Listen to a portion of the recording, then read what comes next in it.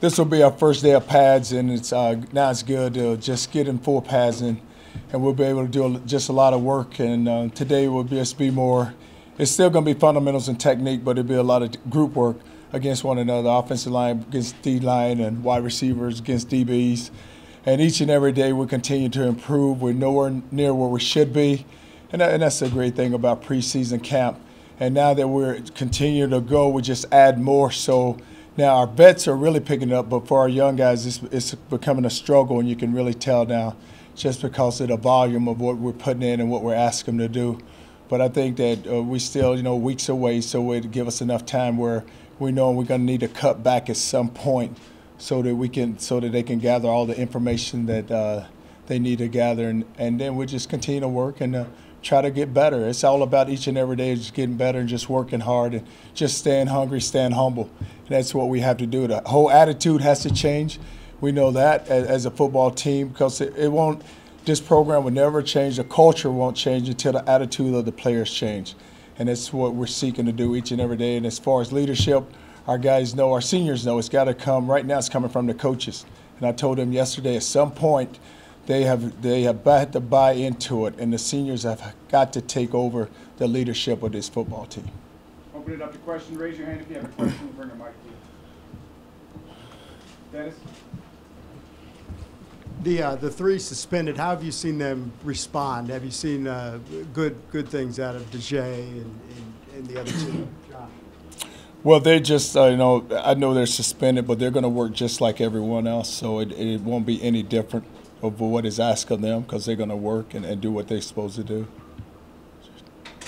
Go ahead, Kirk. Charlie, the whole logo thing off the helmet, how do you feel like that registers with the players, and did you do the same thing at Louisville? Well, I don't even think that the players even noticed that the logo was off the helmets. I think the big deal was made when I opened it up and let you guys come to practice for the first time, and y'all saw that. But I don't even think it's been that big of a deal made, because no one has said anything about it. I haven't said anything about it, and I said when it's time, we'll have a discussion about when the logo comes back. And what you really haven't noticed, Kurt, you guys talk about the helmet, you just look at the shorts and the shirt. It's nowhere. Coach, what about the heat? It's going to be 100 degrees for the next 4, 5, 6 days. Some in the bubble, some outside. What's the plan with that? We won't go in the bubble. We'll be outside. I mean, it's heat. You just have to deal with it. We have to be smart about how we practice also, and they get breaks, so we take breaks. But, it's not one where we're going to go out there and just go. When we start off practice, we start off with a field goal, so now we're going offense versus – anytime there's a situation where offense versus defense, then I expect where we go full speed. And then when they go individual, that's when they can cut down. Coaches know they have to be smart about just how much they work them. And then we'll come back and do a group session against one another. Then we'll pull back and go back to some group work offense where they wide receivers and quarterbacks are throwing and catching. But it's really the skill guys, because the wide receivers do a lot of running. So we want to make sure they're well hydrated. And guys knowing right now that they walk around all day with a Gatorade bottle, the green Gatorade bottle in their hand, and it has to be filled up. And at any time if a coach say chug it, they have to chug it. Then they go back and fill it up. But we want to make sure they stay hydrated, the little guys. John? Coach, you said the whole attitude has to change. Where is their attitude right now? Well, John, it's all about them just knowing how to work, and then how hard to work, and where to push themselves. We know this, that the time we go out to practice, it's going to be hot, and we're just talking about the heat. It's going to be hot, but still, though, we have to get our work in. And don't worry about the weather. We can't control the weather, but we can control how we work. Over here, Jim Martino of the Associated Press. You mentioned at the beginning of your remarks about if the culture is ever going to change, again, following them, the attitude has to change. There's been a lot written and commented about a culture change here. How would you describe the culture that you came into 7 months ago? Well, Jim, I don't know if it's what the culture that you stepped into is that you look at a team and you look at a group of seniors that hasn't had a double-digit winning season since they've been here. And then you just look at some things that we had to do academically, where a lot of guys had to get on board academically. And once you change it in the classroom, then you'll be able to change it on the football field. But just they knew how to work, and like I said, I will always say this: I'm following an icon in Coach Brown, and it never take away from anything that he's done. But it's still, though, when guys realize that just how important it is when we talk about pride, taking a logo off. And you can't feel entitled because you're at the University of Texas that, you know, I have arrived. No, at no point we have arrived, because no one's ever going to give you anything, and we're going to have to continue to work for everything we get. Coach, what has Kennedy Estelle's attitude been like since the start of camp with Rollerson, starting at right tackle right now, or at least being with the first group? Have you seen what you wanted out of him? Well, we really don't have a starter at tackle. You know, Rollerson works some at tackle now. He's back at center, so we don't really have a starter there at tackle, and he's going to work just like everyone else. And I don't think that we've even named it. You know, we're doing a lot of rotation. We're moving a lot of guys around. And the good thing about Coach Wickline, what he can do is he's just putting guys in place in case something does happen. At least we have a spot, and we know what guy can go play at different positions. Charlie, from the discussions with the players, you know, when you watch the tape, do you even see a difference now watching maybe not live practice, but when you guys go and review practice and see what they're doing on tape and how hard they're going?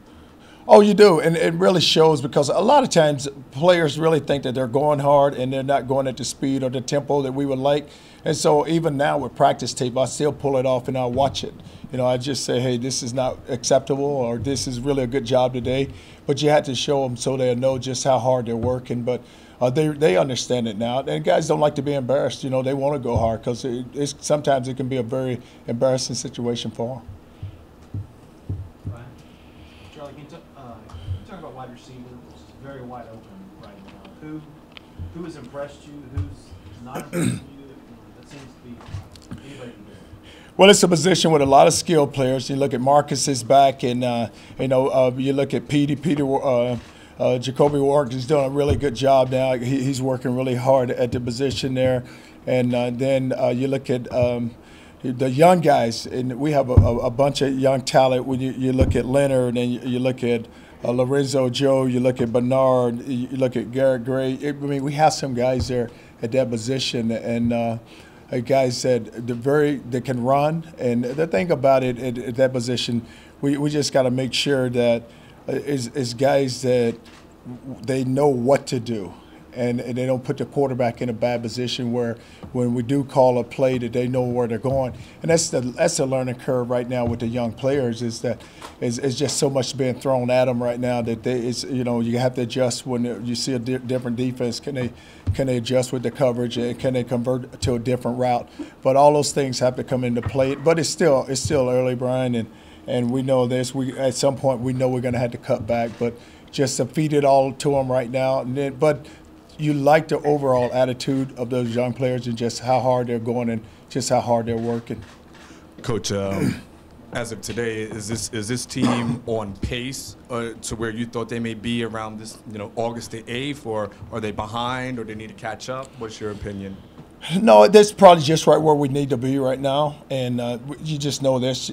You always want to improve, and you still got to get better, because I would never think that they would just walk out there and just be ahead of schedule just because it's all new for them offensively, defensively. Because you look at spring ball, you only had 15 practices.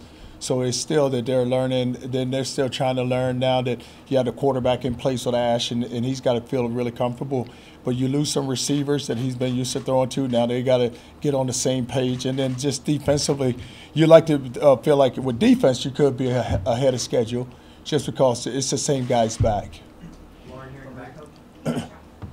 You talked about the culture change and working on that, but what kind of unique perspective do Coach Bedford and Coach Penning offer you, being Texas themselves and having kind of a unique tie to the original culture change? Well, the thing that those two guys have, it's all about the pride in the program. It's is a great tradition, and Vance and with Les being a part of it, they truly understand what we're looking for. But as across it all, great schools, when if you want to go be the best, then you got to go work to go be the best.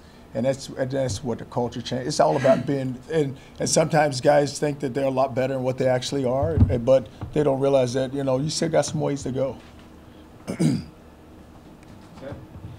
Coach, you mentioned the seniors not having a double-digit winning season and needing to take on more leadership. Is that something that you're pushing to them, or are you hoping that they will kind of realize it naturally that the clock is ticking for that particular class? Well, usually when you get to your senior year, you would feel like that now that they realize just how important it is, and they want. Everybody talks about a legacy and what they like to leave as they walk out of a program, and that's what you're looking for that group of guys, because you have a great group of seniors there, and it's a group of seniors that have played a lot of football here. You look at Sad Reed, you look at Tank Jackson, you look at McHale, you look at Diggs, you look at Shipley. I mean, there's a lot of guys, Espinosa, that have started a lot of football games here. And when you get to your senior year, it becomes more meaningful to you also, because you want to leave out the right way. And I think that's the attitude that they're developing. Now, the leadership role is that they've never been placed in that position before.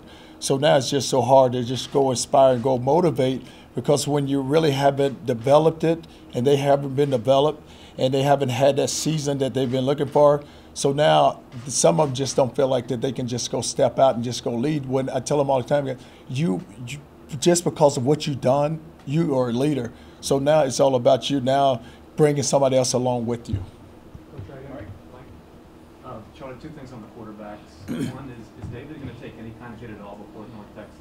And secondly, when would you like to know who your number 2 quarterback is? Well, Mike, if we take one, I may not have him in the first game, huh? So I'm not gonna let.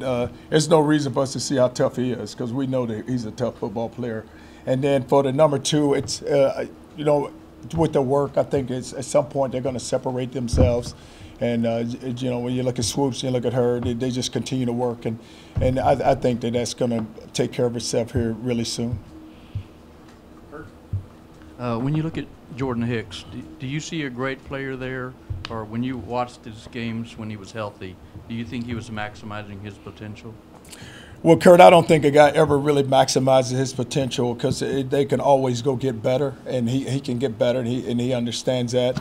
He's a very talented. He's a very talented player, and because you look at him, he can run, he can hit, he's very explosive, and he's one of those linebackers that if you need him in a power play to just go blitz, he can, or you need him in the coverage, he can go cover a running back.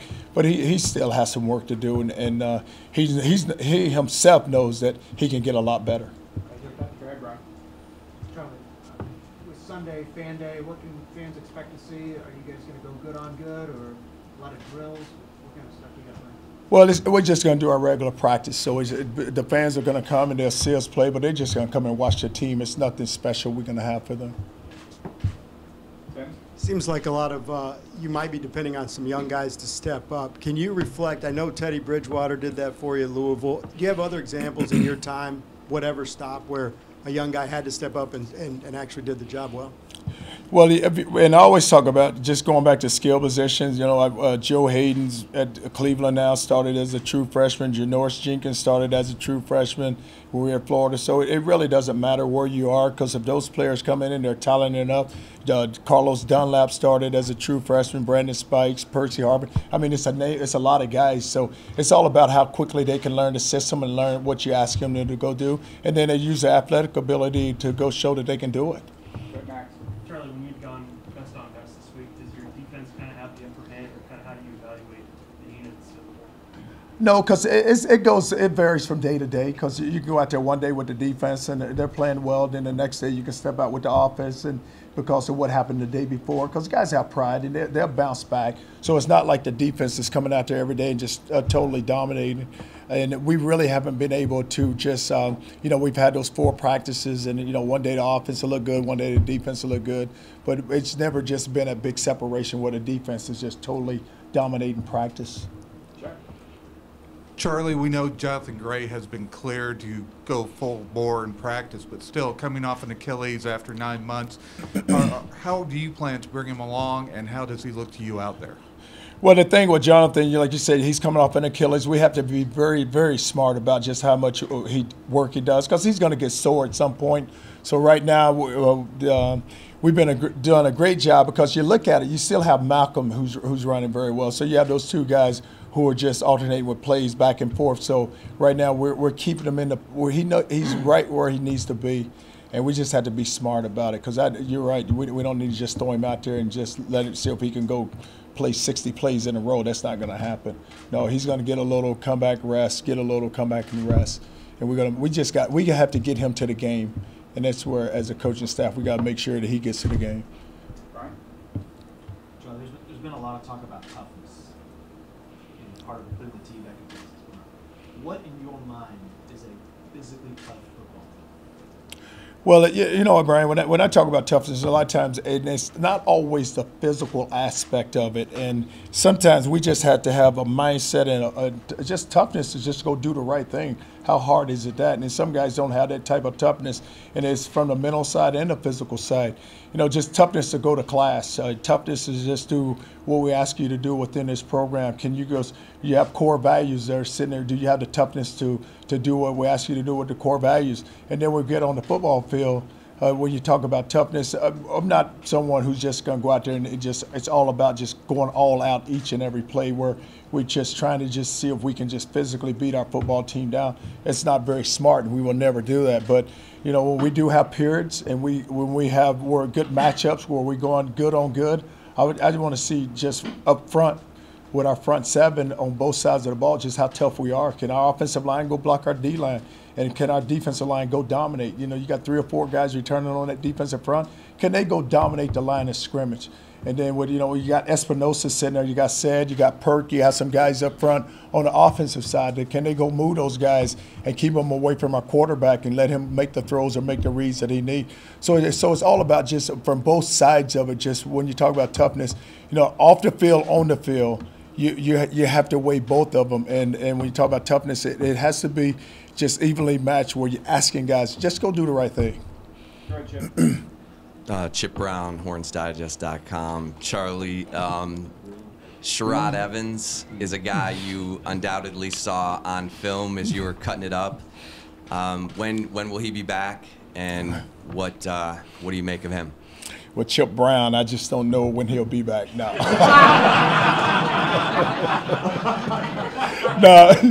No, Chip. I really don't. He's one of those guys that right now he's very limited at practice, Chip. So we're not in a hurry to get him back because we have a lot of other guys that we can look at there. But he's very limited, and he's getting some work in. But we had to let him work a little at practice and then pull him back. Fred Lauren. And Coach, in your first statement this morning, you were just talking about that the players need to buy in and the seniors need to take control.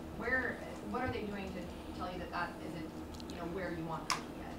Well, when I look at that senior class, Lauren, and it's a you know, we have a large senior class, and they've been here a lot. Like I said, Espinosa started a lot of games, Diggs, Ced Reed, and you just go on right down the line, Malcolm Brown. You know, there's guys that are in this program, Ship, that have been here a while. So you are like, at some point that they realize that this is their football team, and then they start taking over this football team. And I think it eventually will happen. And I told them that now that you know what to expect from us as a coaching staff, because you know who we are now. So it's not like you're trying to read us and we're trying to read you.